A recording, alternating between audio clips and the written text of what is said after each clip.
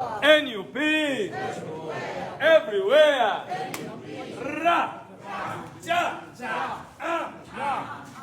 Ana Mlenzi amanyiddwa nga Waiswa Mufumbiro yabadde asinga okubeera muko kulyanyi n'okubeera nga akumaakuma banne olunaku olwaleero ng'ennaku z'omwezi 29 Oktoba omwaka 2025 bano we babadde basuubirwa okuleetebwa ku kkooti ey'Akawempe Magistrates Court wali ekanyanya. Osobola okulaba mwana Mlenzi Calvin Tasi oba goyinza okuba ng'oyita Bobby Giant awo nno babadde bakyali bweru mu kaduukulu ka kkooti wabula oluvannyuma baleeteddwa mu kkooti mwennyini. Ntegeeza mu kapoliisi ako akabeera ku kkooti kenjogerako basoose okuba nga bateekebwa olunaku olwaleero oluvannyuma ne baleetebwa osobola okwetegereza some of the figures ab'enjawulo. Mwana Mlenzi amanyiddwa nga Eddy Mutwe osobola okumulaba Sauda Madada yayiseewo ku screen okusookera ddala. Then that is Eddy Mutwe there kanfune ku Sauda Madada wano. Oh yes, yabadde Sauda Madada ng'anyumyako n'omusirikale w'amakomera, but bino babadde mu kkooti nga balindirira omulamuzi atuuke ate omusango gusobola okuba nga gutojera. Wabula kye njagala okutegeeza mukwano gwange nti byonna nga bwe bibadde mu kkooti byonna ku video eno ebitundu 10 ku kine waakyo togenda kuba ng'omissingayo yadde a bite. Ono ye mukyala amanyiddwa nga Zahara Ruyirika, ono muna NUP lukulwe naye abadde azze okubeerawo ku lwa Sauda Madada mukwano gwe ate era wamu ne banna NUP abalala abaasibwa Eddy Mutwe, Achileo Kivombi ate era wamu n'abalala. In fact mukadde ke kamu ne ba lawyers babaddewo. Shamim Malende gwe sirabye olunaku olwaleero tazze.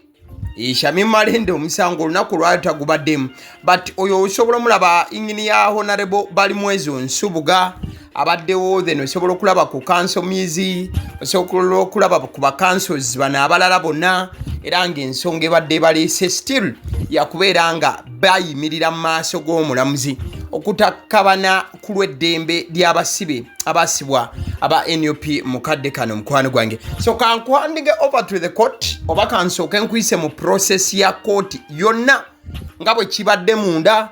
Ngenda kuwa omulamuzi nga asalawo nkuwe ne ba lawyers bano, wabula wonna abato bitegedde still neeyamu okusigala ku video eno nkutemere kamu ku kamu nkubuulira akana n'akataano. The land Ocheng Evans, the land Uganda Alex, the land Serumfuma Faruk, the land Kamtenda Gambi, the land Council Sibuka Haruna, Land Council Kato Musime, and Land Council Eunice Babazizayo. Kalani kabulungi atunduke mu mukaga bakalani kabulungi nti omuwabibwa. That if an accused person has been on remand in custody before his or her trial commences, nti omuwabibwa abadde mukomera nga okuwulirizibwako kw'omusango tegunnaba kutandika, the magistrate before whom the accused person first adheres, omulamuzi omuwabibwa gwe bw'aba asoose okulabikako mu maaso ge, after the expiration of the relevant period, nga obudde obulambikiddwa buweddeko, shall release him or her on bail. Application to expand would be unreasonable and offends the principle of the right to be heard. era ng'ensonga eyo ebe erinnyirira eddembe lyammwe ery'okuwulizibwa. Council submitted that this is a human rights matter, Pulidamu yategeeza kkooti nno omusango gwa ddembe lya buntu, and this court agrees with the submissions of the Land Council in that respect. era kkooti eno ekkiriziganya n'ebyo ebyayogerwa. But the court record on the basis of this application cannot therefore be expanded, as it would imply doing away with the same record upon which this ruling has to come from. era nti kkooti tesobola kuva ku ekyo okusaba kuno okubeyimiriziddwa tesobola kusazaamu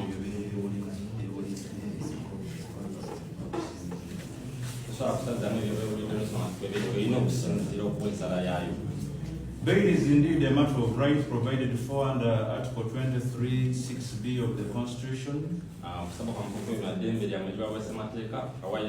including the provisions relating to mandatory bail under Section 76 of the MC. Omulamuzi bwatyo nakirambulula mu mbeera ebadde enzibuzibu. Kati kansooke nkutwale ku balawyers bano ababadde munda, omanyi bo bagezi nnyo okutusinga n'okuba nti bataputa ensonga.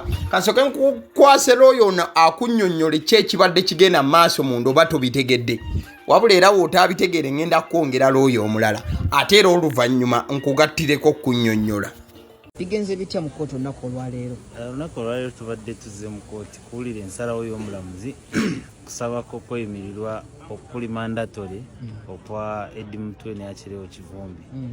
Naye mu kusaba okweyimirirwa okwo state yaleetawo objection ya jurisdiction ng'agamba omulamuzi talina buyinza buuliyeyo application. Naye ng'etteeka lye twamusomera Kawayiro 7/6 ka Magistrates Court Act kamukaka kamugamba talina kyakukola okuggyako okubawa okweyimirirwa okwo kuli mandatory. Naye ye mu nsala ye yagambye amateeka agasomye n'agagoberera era tegamuwa buyinza era n'agoba application yaffe ya mandatory bail. Yatugambye tujja kuddamu nga 18 omwezi ogujja tuddemu tusobole okusaba okweyimirirwa okwo mu maaso g'omulamuzi awuliriza fayiro era kye tugenda okukola. Ndowooza ensonga okuva ewa kanso oyo ziwulidde. Kati katugende ewa kanso omu ku basajja abayimiridde ennyo mu musango guno okuva lwe gwatandika paka ne gye buli eno. Ono omusajja wa NUP nnyo amanyiddwa nga kanso muyizi. In fact olunaku olwaleero ayongedde okulaga solida ey'ekika ekyawaggulu era n'akika ensingo ku lw'abanna NUP ne banna struggle abatandise okuba nti essuubi libaggwa. Abagambye nti lwaki muggwamu essuubi nga ffe balooya b'abasibe bano tetuggwangamu essuubi? Lwaki muggwamu amaanyi nga ffe abajja ku ground mu kooti each and every day tetuggwangamu maanyi? Abagambye nti waliwo bingi ebisobodde okuba nga bituukibwako olw'entuula za kooti zino ez'enjawulo ezituula each and every day. So n'abagamba nti wolan tugende mpola. Eddy Mutwe, Achileo Kivumbi n'abalala wandyesanga maaso awo nga bali bweru. Mu nsonga y'emu olwaleero mu kirabye era bagudde mu katego kaffe akalala. Musijja kugenda kiwanvu mujja tulaba nga tusaba okweyimirwa ka bonna kwolwo 18 era mu mateeka baba balina okuteebwa. Ate n'ekirala mujja tulaba nga bwe tuva wano Eddy Mutwe ne Achileo ne Masaka yennyini kubanga wano kote bwe bata tebajja kuteebwa kubanga Masaka wakyaliyo. Kati kitegeeza Eddy Mutwe ne Achileo ate application yaffe ye Masaka naye tujja giteekayo lwabe nti nabo beeyimirwa mu ngeri y'emu. N'omulago atajja kuta wano bwe tuba kooti ebatuwadde bonna musango wa wano ajja kuba honorable Waiswa Mufumbiro kubanga bamuteekako omusango omulala wa Masaka Nakawa. So kati akabadi ke bakola bwe twasinga wano nga baggulawo fayiro ewalala naye byonna kyembakakasa ebino ebintu betukuliddemu tubinamu obukugu tubinamu obumanyirivu ate twasalawo tetugenda kupowa nga bannamateeka tugenda kupowa buli kalipo ke bagenda okuteekawo tugenda kafunira ansa okulaba nti abantu baffe bafuna eddembe lyabwe. Nga bagamba ye omulamuzi kooti eddakiika 15 yawa kooti eddakiika 2 yawa tusaba otunyonyere ku kintu ekyo. Kooti ya Katengo mulaba embeera yonna yebeerawo ku kooti buli omu ali mu kutya. Olaba engeri bakwatamu abasibe ne bakondakitinga mu kooti ne bayisaamu bannamateeka n'abalamuzi olaba nti nno chief avaayo badde okiraba buli omu kugamba waliwo obunkenke bw'amaanyi olabe chief avuddeyo akayana alinga ate omuwabi wa gavumenti amusinza amaanyi egamba enkola ya gavumenti ino okuba nti n'ebitongole tebyetengeredde nti kooti namba ogiraba ebeera ku bunkenke ebeera mu kutya. Kati abadde azze asome kye bamuwandiikidde agende ku kyavudde agamba ekibi kigwana wala kuye mulamuzi mulamba ne yalinga agambe ekibi kigwana wala kugamba naye ake asamudde kyokyo waki mujjuke ekyatandikiddeko abaddeko agambye nti bannaye agambye muyizi kubanze gwa addressing agambye muyizi munnaye omulamuzi wammwe akomyewo kakati kitegeeza agamba nti ekibi kikyo gobo kiwongerera kigwana wala kigende mu mikono gy'oyo akirimu ekitegeeza kanso wetutuuse buli mulamuzi yenna yesamba omusango guno bwetubakukyogera abalamuzi bagezaako kulaba mu mbeera y'ennaku zino bagamba nti baagala kwokya mu maaso g'oyo abawa omulimu bye birina okukyusibwa era bwe naalaba lwaki tulwana okulaba ne tukyusa obukulembeze bw'eggwanga lino okukyusa ebintu nga bino okuteekawo ebitongole ebyetengeredde okuteekawo abalamuzi nga beetengeredde ekitongole ekiramuzi nga kyetengeredde palamenti yetengeredde electoral commission yetengeredde kaki ekimu ku bizibu bino bye tulina nti obeera mu maaso ga kooti ng'amateeka gonna gali ku luddalo n'amateeka gafuga eddembe ly'obuntu gali ku luddalo naye entaputa n'ebeera ekontana n'amateeka ate ekintu nekisigala nga bwe kiri kyekyo lwaki olutalo olusinga okuba olunene si lwaffe bannamateeka ffe buli omwaka oli ffe tujja kukozesa mutwe brain power yaffe tujja kukozesa kooti naye ffe muleke mmwe ate okwogera ng'abalowooza nti ffe tulina ansa olina ansa buli omukola kyolina okukola namateeka kankola ogwange waliyo naawe okola ogwa okukyusa embeera embi twagala Uganda empya ekyuse bino byonna akavuyo konna akagenda mu maaso naye temubyewuunya mwaba byewuunya mwenneewuunya okuba nti mubyewuunya kubanga then muba mulowooza tuli mu nomo tetuli mu bya nomo aneeyisa yenna mu ngeri eri nomo mu mbeera eno eri abunomo gwe naawe ogenda kubeera abunomo era tweyise mu mbeera eyo nga tumanye embeera gye tulimu si ya bulijjo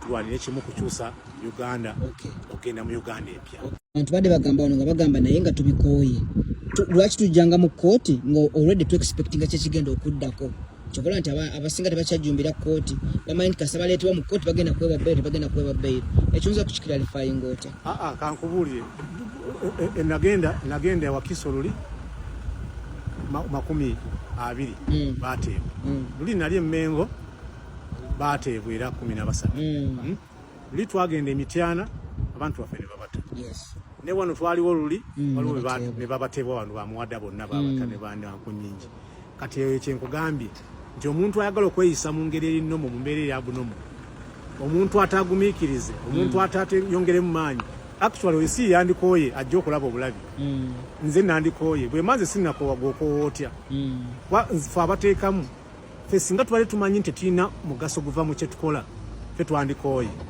n'ekituleeta buli kaseera kuba tumanyi buli we tukola ettaffaali etwongeddeko leero ddene nnyo okusinga ku ttaffaali etwasanzeewo kubanga kubuulidde ti okusinza ku kigenze maaso olwaleero kimpa empoza nga 18 esinga ku mpozi ey'olwaleero so essuubi lisigalewo kyetukola gyekiri era kigasa nekiyinza obutanguwa mangu nga bwe mukyagala naye tukakasa nti strategy gye tulina egenda kuwangula baganda baffe bajja kuteema oyo ye kanso Sam Muyizi ng'akunnyonnyola byonna nga bwe bitambudde tukyanguye olunaku olwaleero mwana mulenzi Eddy Mutwe wamu ne Kivumbi Achileo newankubadde nga babadde bagenda kuleetebwa n'abasibe abalala bano bo ababiri babadde n'enkizo y'amaanyi okusinga ne kuwayiswa mu ffumbiro oba ne Sauda Madada Eddy Mutwe ne Kivumbi Achileo olunaku olwaleero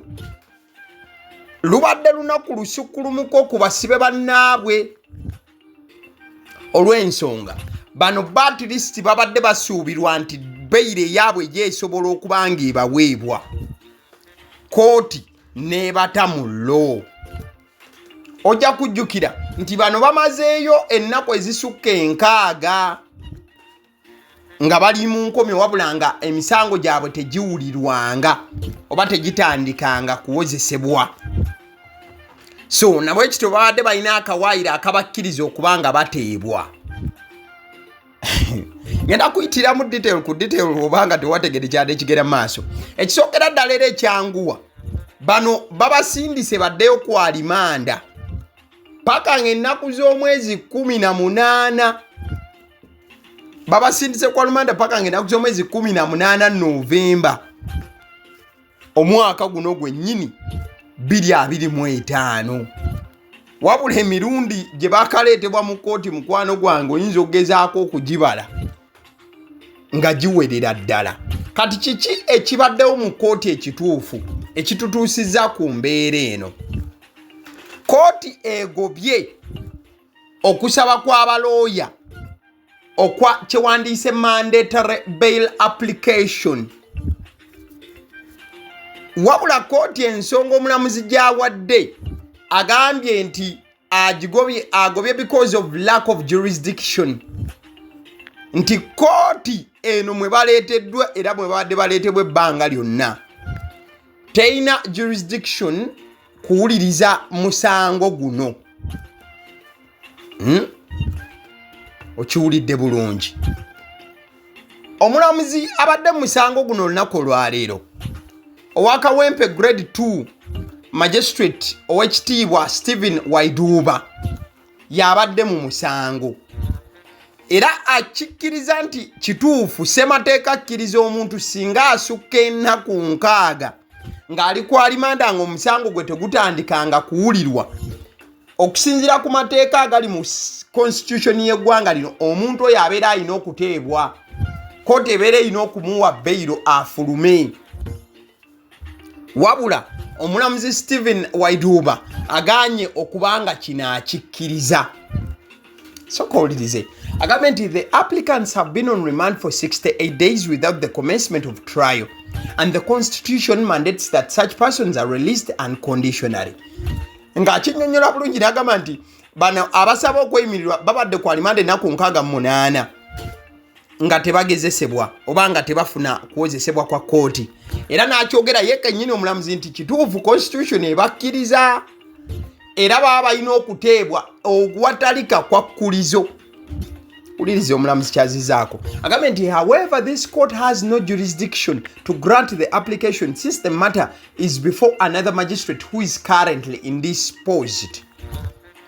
Owulidde? N'agamba nti wabula kkooti kitegeeza essaawa zino terina lukusa kuwa bano beyiro olw'ensonga omusango guno ye omulamuzi Stephen Waiduba si ye yagulimu, si ye yawulira bano mu kusooka, si ye yali atudde ku ntebe y'obulamuzi eyo. Kati omulamuzi ayogedde ku article 23 eya constitution ekkiriza omuntu okuweebwa nti aweebwa bail singa ebbanga liba likoze eki liiseewo. Wabula n'agamba nti the court agrees with the submissions of the defense counsel that this is a human rights matter, but the law equally provides that the application should be placed before the magistrate handling the trial. Therefore, the application is dismissed and the applicants are advised to reapply before the trial magistrate when she returns from leave. Owulidde omulamuzi Waiduba wagambye. Agambye nti kkooti ekkiriza bulungi nnyo byonna abalamuzi ba Eddy Mutwe, manyanga balooya ba Eddy Mutwe na Achileo bye badde baleese ku mmeeza. Kkooti egambye nti tetubigaana, muli batuufu nnyo. Wabula etteeka nti era woba olyekennenyeza ligamba nti omulamuzi oli eyawuliriza okusaba kwa beyiro era abadde atambuza omusango ogwo yayina okukkiriza bano okubanga beeyimirirwa. Kati yo omulamuzi n'abyesamba naga munveeko sinze gwe mwasaba beyiro sebo temugenda gifuna. Era agambye nti the application is dismissed, okusaba kwabwe akugobye. Era omulamuzi n'abagamba nti amuddemu musaba oli gwe mwasaba bw'anaaba akomyewo. Omulamuzi oyo yagenda mu liivu bw'abadde takimanyi. Era n'agamba nti bwe yeekenneenya okusinziira ku programu ya magistrate oli eyagenda mu liivu ayinza okuba nga ennaku z'omwezi 18. Kati awo ne kiba nga kitegeeza nti ng'ennaku z'omwezi 18 Eddy Mutwe na Achileo lwe balina okuddamu okusaba omulamuzi Damali aguma n'asiimwe abayambe basobole okuba nti baweebwa bail. Omulamuzi Counsel Sam Muyizi bwabadde ayimiridde emitambo gy'omusango guno anawagambidde nti 160 days lapse without commencement of trial, court is under duty to release the accused. The applicants are presumed innocent and cannot continue to suffer on remand for failure by the prosecution to commence trial. Kati Omulamuzi Sam Muyizi ng'agamba nti constitution ekkiriza ku ky'ennaku enkaaga, wabula omuntu ono aba aluddeyo nga tawozesebwa teguba musango gwe, okubeera nga abaamuwawaabira tebalina bujulizi bumala n'ebisigadde kubeera nti bamuteeka ku nninga. Kigambibwa nti omulamuzi Damale Agumana Asiimwe abadde mulwadde era nga y'ensonga lwaki tasobodde kubeera nti abeerawo mu mbeera efaananako bw'etyo. So Counsel Sam Muyizi n'asaba nti amazima gali nti kooti kyeba erina okuba ng'ekola kati kyakukkiriza bano bateewe. Ne State Attorney amanyiddwa nga Sharon Nambuya ng'ali ne omukulu Bruce Twongerwe basigadde balemeddeko ne bagamba nti kooti terina jurisdiction okuwulira omusango. Jurisdiction mukwano gwa oyinza obuyitanga obuyinza oba olukusa. The trial magistrate made a ruling on October 3rd denying bail. Since she is on leave, the accused can only seek a review of that decision and not file a fresh application. Kati State Attorney omukyala Nambuya n'agamba nti omulamuzi ng'ennaku z'omwezi 3 yawa ensala ng'agaana bano okuweebwa bail. Kati n'agamba nti engeri gye kiri nti ali ku liivu, bano balina kusaba ekyo kiddemu ekiragira okutunulwamu wabula tebasaba beyiro ndala nate. Ndowooza kati osobola okuba ng'ofuna ekifaananyi ky'ebyo ebibadde mu kooti olunaku olwaleero.